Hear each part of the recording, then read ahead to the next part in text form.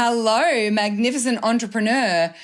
Now, today's episode of the Heart Centered Business Podcast is a little different because I want to talk about it through the lens of one of my products. In today's episode, I'm going to share with you why my planning system works for entrepreneurs, but I'm not doing that in order to promote my planning system to you. I will have the link to sign up for the waitlist for next year in the show notes of today's episode, but I am releasing this episode as far away from planning time and the promotion of my planner as you could probably get in my business. But I'm doing this because I think it's really helpful for you to create a strategy or a process or a structure around your own planning that works for you as well. So I'm going to share with you why my planning system really works for entrepreneurs so that you can look for, do you have that in your own planning structure or the way that you manage yourself as the CEO of your business? And then you might be able to fill those gaps in with your own strategies or other ways, not necessarily through having to buy my planner. Now, if you are interested in jumping on the waitlist for next year's planner, I'll make sure that the link is with the show notes of today's episode, along with my quarterly planning template, which is a freebie you can access at any time, because they are very, very helpful and useful for entrepreneurs. But please do not think that I'm only doing this because I just want you to think that my planner is amazing. I really do think that dissecting this is going to be very helpful to see maybe what's missing in your own planning or what's missing in your own self-management strategies. So this is episode number 404, which means you can find all the relevant links and the show notes for today's episode over at tashcorbin.com/404. Let's dive in. I'm Tash Corbin, and this is the Heart Centered Business Podcast. So I have been selling the Heart Centered Business Planner since 2014. So the 2025 planner will be the 11th round of the Heart Centered Business Planner. And in that time, I have changed and updated the planner itself quite significantly, but also I have added in the planning system. So when I first started selling the Heart Centered Business Planner, it literally just was a yearly planner. But something that I really struggled with when it was just a planner and people just bought it and then I didn't hear from them again was, number one, I wanted to make sure it worked for them. But number two, I wanted to make sure they filled it in. And number three, I felt like, well, that's only the first part of the equation, right? I don't want to just create planners so that you fill in a plan and don't do it. I wanted to ensure that people were actually implementing their plan. So these days, the Heart Centered Business Planning system looks way different to what it first looked like because we have the yearly planner, but we also have an entire self-management system that you adapt and change to your needs, but it's based on some really key principles. And it comes with an entire year of we do our quarterly planning together, we do our yearly planning together, we have mid-quarter calls where we're talking about self-management and some of the strategies to make sure that what we're doing is actually aligned with our vision and our goals, but also that we're implementing on what we committed to. So, there's a whole big thing with it now. And it's basically a year-long mentorship in how to plan for your business, manage yourself, implement that plan, and really streamline and structure the way that you run your business as the CEO as well. And so that planning system, I think, is so powerful for entrepreneurs for a range of different reasons. And what I want to do in this episode is unpack that a little and share those 5 big reasons why it's so powerful. And then you can look for ways you can access that yourself in whatever it is that you're doing. So the first reason I think that the planning system works so well is because I know the struggle of sitting at your desk and not knowing what you need to do. You want to work on your business. You want to be effective. You want to grow your business. You want to do the right thing, but you don't know what the right thing is.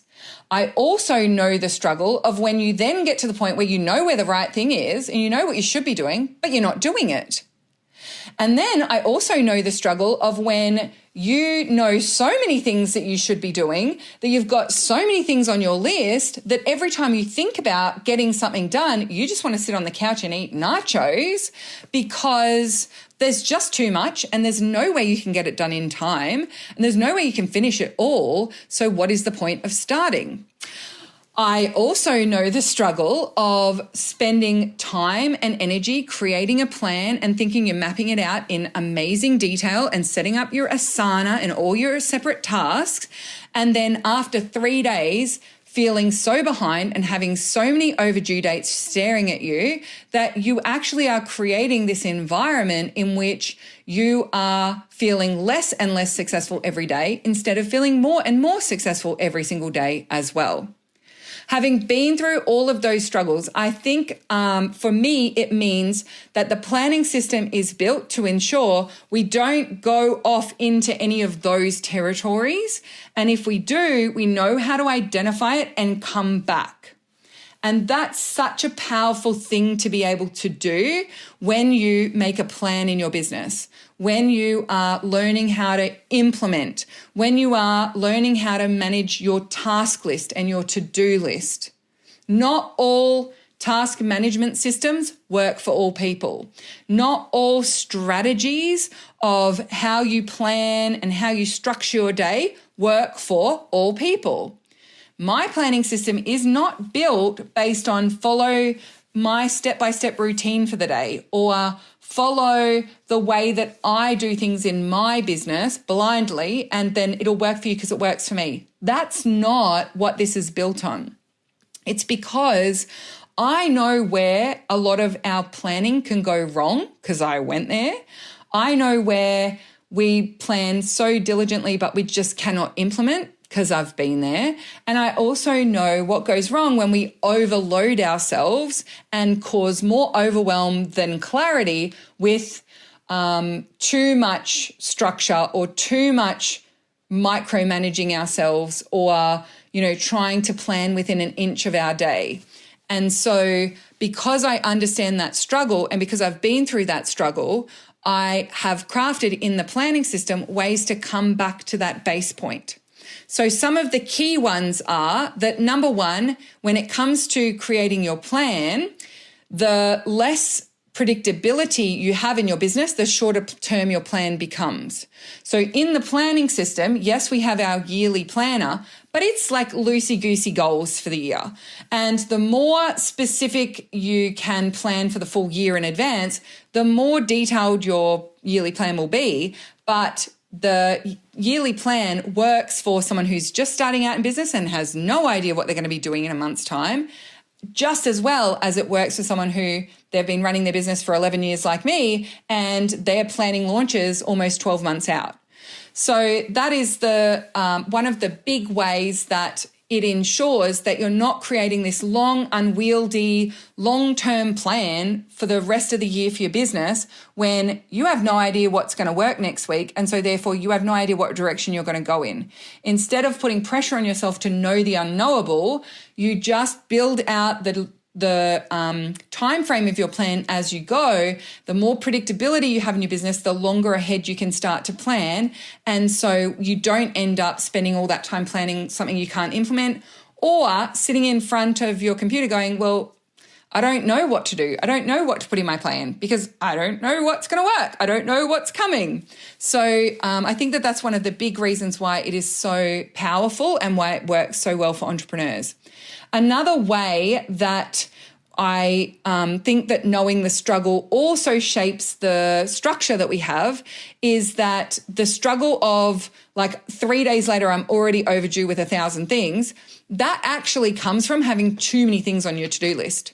So one of the key principles of the planning system is that each day there are 4 priority tasks and 4 alone. That's it, 4.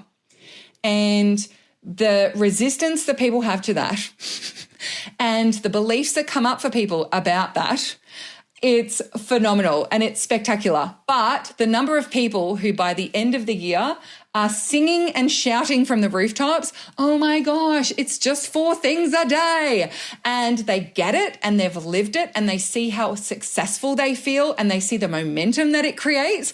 It is so exciting and is so powerful. So those principles and those strategies, they come from my lived experience of the struggle with some of those planning traps.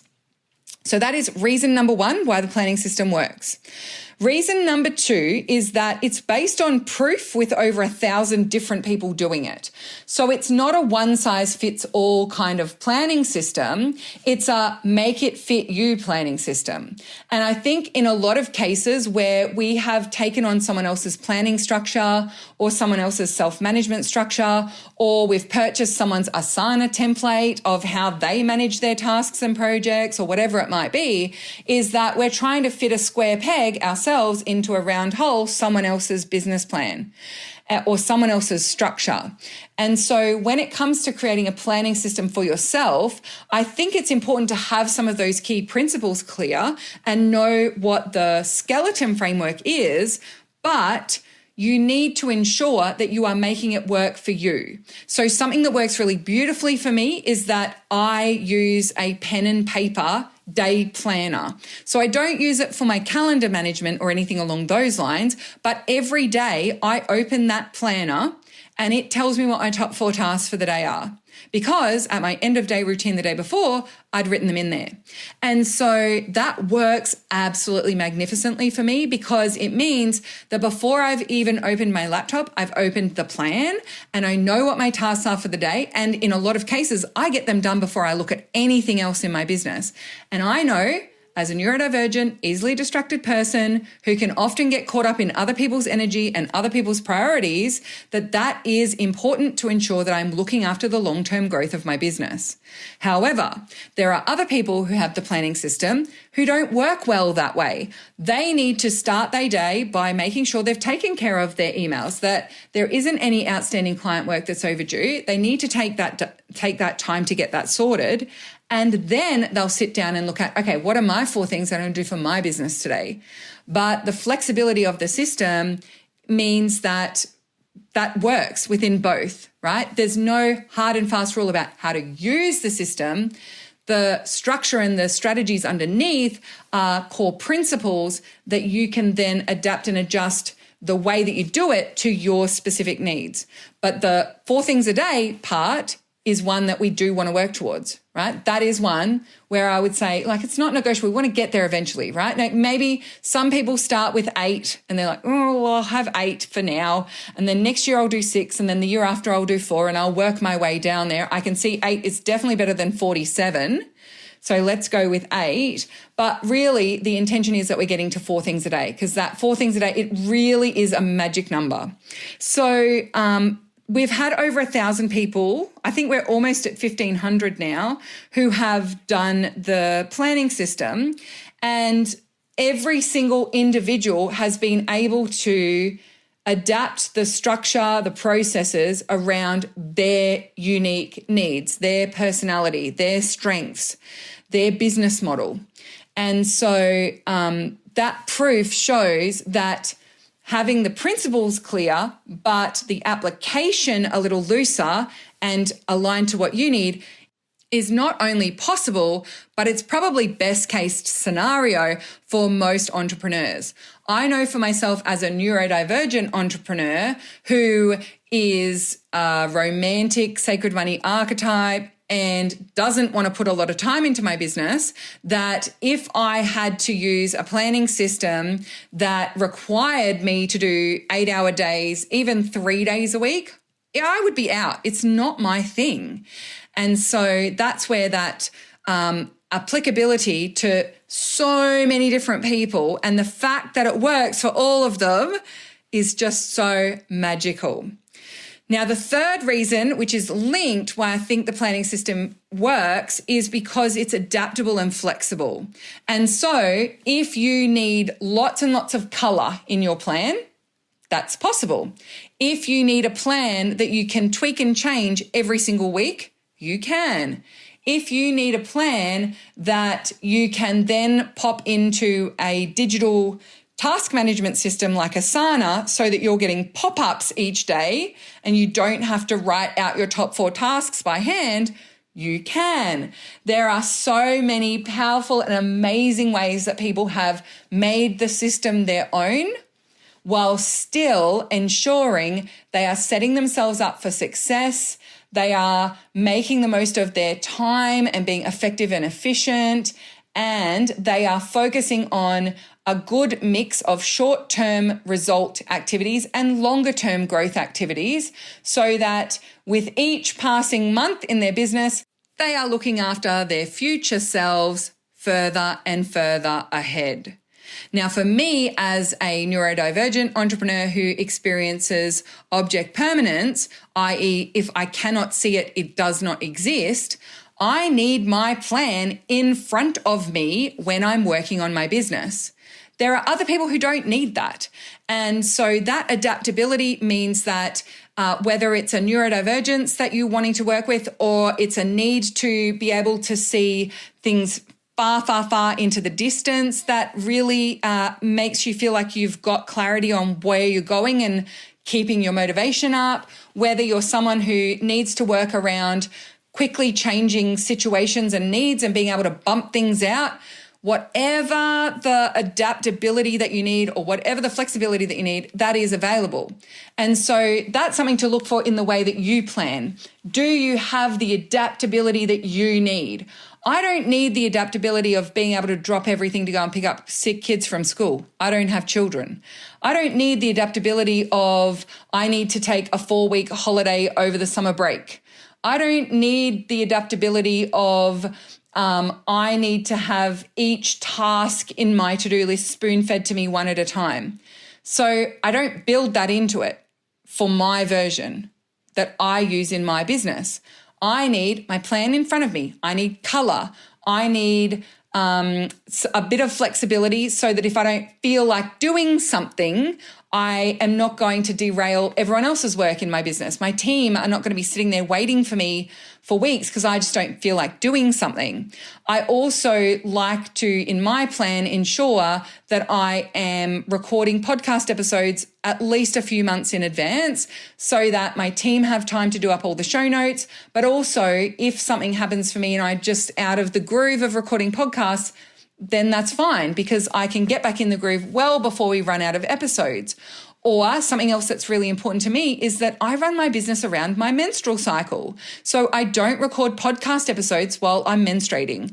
I am far more articulate and I'm far better at concisely giving advice when I am ovulating. So I build my business around that. I also build my launch strategy around that. I build my way that I interact with my team around that. My team have absolute permission and encouragement from me to also build their role in the business around their own menstrual cycle. And so we have that flexibility and adaptability, and we've built the things in that are important for this business. So the structure and the principles and the skeleton framework underneath is exactly the same as someone else who needs to take 4 weeks off over the summer or needs to be able to drop everything to go and pick up sick kids from school. What's underneath is the same, but the way that it actually is managed and the way that I work with it is very different. And so that adaptability is really powerful. All right. The fourth reason why the planning system works so well is that it actually works really effectively whether you are a low drive planner or a highly driven planner. And what I mean by that is that there are some people who really enjoy planning. They have a high drive for planning and managing. So if they have to jump into a task management software or a project management software every day and move things around and tick things off, they love that, right? They've got a high drive for planning and management. But for me, that would be avoidance city, right? If I have to log into something and see the same things over and over again, right? So I have this like love-hate relationship with recurring tasks in Asana. Asana is a brilliant tool. I will absolutely give you that. It is freaking fantastic. But when I first started using Asana, it was with a business manager who had a high planning drive. And so, for example, she put into the Asana in my tasks for the day, check the Facebook page and post for the day every day as a recurring task. So if I took a Friday off took the weekend off, and then came back to my desk on Monday morning and opened my Asana, I would check that off for the day and it would appear again for the Saturday. And I'd check it off and then it'd come back, and then I'd check it off and then it'd come back. And that was like the most frustrating experience. And it just meant that I had the experience probably 3 days in a row of opening up Asana and seeing more than 10 things that were red, that were overdue, and feeling so overwhelmed and frustrated and scared and freaked out. And like, they were the tiniest little things, but just seeing all of that red in front of me meant I didn't log back into Asana for like 3 weeks. I was like, it wasn't a conscious decision, but it was just that it was such an unenjoyable situation. It was such a triggering experience that I avoided it as much as I could. So I am a low drive planner. What that means is I love putting time into making a plan in advance and some structured planning time. But when it comes to that daily drive to rearrange or micromanage myself, I don't do well being micromanaged by someone else, but I also don't do well being micromanaged by myself. Like, that also sucks. The experience is the same. And so regardless of whether it's Asana trying to micromanage me or whether I'm trying to micromanage me, it's the same reason why I don't love those AI-driven calendar management systems or task management systems. I think there's one called Motion, not Notion with an N for Natasha, but Motion with an M for Mama. So I don't like those sorts of things either, because that's exactly what they do. They take your task list and they stick it in your calendar, and now from 8:15 to 8:30, you're brushing your teeth. And from 8:30 to 8:45, you are sitting at your desk having a coffee. And from 8:45 to 9 o'clock, you are checking emails. That to me is like, I'm done. I'm out. I can't do it. That's why I got out of having a job. I don't want to have my day dictated to me. I want to have freedom to play and explore. And I also want to feel like at the end of the day, I've moved my business forward. I've been strategic and I feel successful. And I don't create that by having high drive planning or having a task management approach that requires me to have that micro tasking. It just doesn't work for me. So the beautiful thing though is that there are people who have the planning system who are high drive planners, and the system works for them too, because they get to go and then, in order to create the how are you going to manage yourself part of the process, they get to go and make their little recurring tasks in Asana if they want to. And they get the joy of seeing, I think when you tick off a bunch of tasks in Asana at once, you get like a unicorn flies across the screen or something. Cannot tell you from experience, never experienced it before in my life, but that is something that I know a lot of people who are high drive planners love about Asana. They loved about having those recurring tasks showing up over and over again. And so for me, if I've got things that I need to do on a daily basis, I would much rather just have those things listed out on a list on my desk. And it's just sitting there, and every day I can just look at it. I don't need to check it off and say I've done it. I can just look at it. That's it. It's done. Cool. Awesome.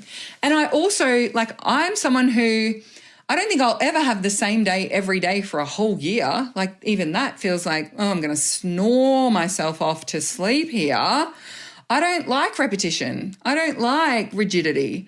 I also know that for me as someone who menstruates, that's not something that my hormones are also programmed for. I am designed to wake up later when I'm menstruating and sleep longer and be more restful and gentle. I am someone who, when my hormones are in that follicular stage, right after menstruation, my idea generation is off the hook. But it's not a time for me to implement those ideas. It's a time for me to play with those ideas. And so that's something that I do. I also get a really big spurt of energy for higher intensity exercise. And so that's often the time in my cycle where in the mornings I'll go for a much longer walk, And I might even go for 2 walks in the day.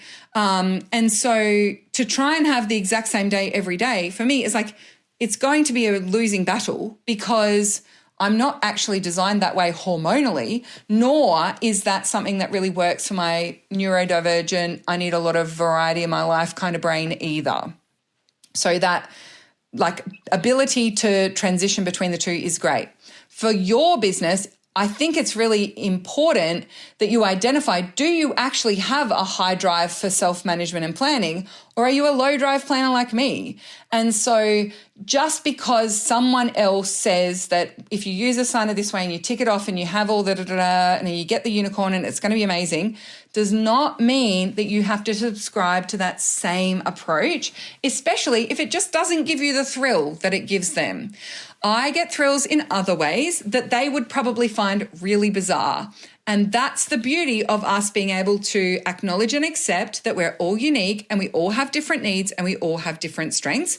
And we are all able to love each other and respect each other for the way that we work and what works for us. Then the final reason why the planning system works for entrepreneurs, and this is a principle I want you to take on board, and I want you to find a way to really embed this in your own business, in your own planning, and in your own self-management, regardless of how you do it. And it's a bit of a non-negotiable, okay? Like I really do think this is one of the keys to its success. And I think it's one of the keys to why the people who use the planning system consistently are so successful and love it so much and end up coming back year after year. And that is, there is no such thing as failing. There is no such thing as a plan that failed. There is no such thing as I completely failed on my plan. There is only feedback and finessing, and that is it. So if we set up a quarterly plan with some goals and some tasks and some outputs, and then 3 weeks later, the person's like, I haven't even taken any action on it, I've done nothing, clearly there's something going on here, then that doesn't mean that the plan has failed. That doesn't mean that they have failed. There's no failure in that. What we look for is, okay, why didn't it work? We've got some feedback here, okay? We set it all up. You avoided it completely from the outset. Clearly the way that it was set up was not designed to work for you. Clearly there was something missing. Is it an object permanence issue? Did it need to be on your desk? No. Is it a colorfulness issue? It's too boring and your eyes glaze over? No. Is it an overwhelm issue? When you look at it, you feel overwhelmed, you want to avoid it, therefore you avoided it. Yes, that's actually what it is. Okay. Well, now that we have that feedback, we can finesse. So if having the whole plan in front of you at once just makes you feel really overwhelmed, let's just set it up so you only see 1 week at a time for now. So when you look at it, all you're seeing is what you got to do this week. Don't worry about the rest. The rest is in the plan. It'll be taken care of. But for now, we're just going to focus on this week. And that is literally a conversation I just had with someone in the planning system in our Q2 planning session just recently. So it's such a great perspective to take when it comes to planning and self-management in particular, because I just see far too many people beating themselves up, even in the heart-centered community, on hashtag CEO mode on a Monday. The amount of people who are like, hashtag CEO mode, well, I hope this week is better than last week because I totally fizzled last week and everything went terribly and I didn't do this and I didn't do that. And they're just like giving themselves a terrible report card and basically labeling themselves, their business and their plan as a failure when that's not it. That's not the problem.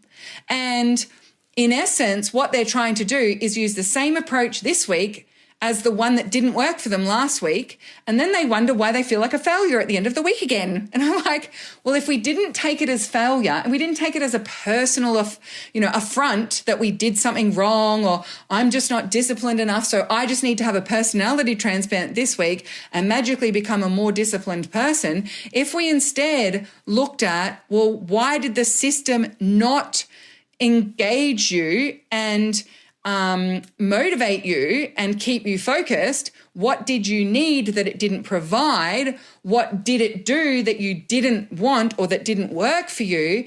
Then we actually can make the appropriate changes. But as long as you keep calling yourself a failure, or that you're not good at business planning, or that business plans don't work for you, or that business plans aren't the right fit for you, or there's something wrong with you that you can't do business planning, or there's something wrong with your business that you can't plan in advance, right? Everyone can have a business plan. Everyone's business plan will be different. Everyone is good at business planning. You just got to find the business planning structure that works for you. Every business is more successful with a plan. You've just got to finesse that process so that it gets the best of you and your business in the most pleasurable, streamlined, easy to follow way. And when you stop making it about failure or it doesn't fit or it doesn't work, and instead look at it as feedback to finesse, then all of a sudden it completely changes the mindset. It completely changes the approach. And there's no more, should I have a plan or not? It's just, how do I finesse this plan to actually give me what I need? And how do I finesse this plan so that it feels easy and engaging and I actually enjoy the process? Because I love planning. I love my planning system. I love using the planner. I love updating my quarterly plans. Like, it all works brilliantly, but it's not because I found the one magical planning thing to rule them all. It's because I am facilitating a guided process through which people can learn how to manage themselves that works for themselves, with those teeny tiny little guiding principles underneath and a really nice starting structure that can be adapted and changed and moved into different structures and task management software, whatever. It is so, so, so phenomenal when you find that rhythm, when you find that process that really works for you. So I know that this sounds like I just did a giant pitch for the Heart Centered Business Planner. And honestly, if you want to come and join us next year, I'd love for you to come and join us next year. Big shout out to 2024 Planning Posse who are listening to this. And I also do have a free resource for you with today's episode, which is my quarterly planning template. Now, this is simply putting your priorities on a page, one page in front of you for the quarter, each quarter. And it sounds so simple and it looks so simple when you see it, but it makes the world of difference for staying focused on the things that are going to grow your business and staying away from some of those shiny distractions that actually slow you down or get you off track. But also it does have that flexibility and adaptability that when opportunities arise that you do want to take advantage of, you can be flexible and adapt. So that free resource is over with the show notes of today's episode, along with a link to the 2025 planning waitlist if you would like to jump on that one. If you join the waitlist, you do get an opportunity to purchase before everyone else and at a discount compared to everyone else. So it is something I would encourage you to have a little look at. If you've got any questions about planning, organizing yourself, or self-management, I'll also pop the link with the show notes so you can ask a question and I will answer it on a future podcast, give you a little link back and a shout out as well. Thank you so much for joining me for this episode. You can find everything over at tashcorbin.com/404. And until next time, I cannot wait to see you shine. Bye for now. Would you like more tips, tools, and resources to help you grow your heart-centered business? Head to tashcorbin.com today.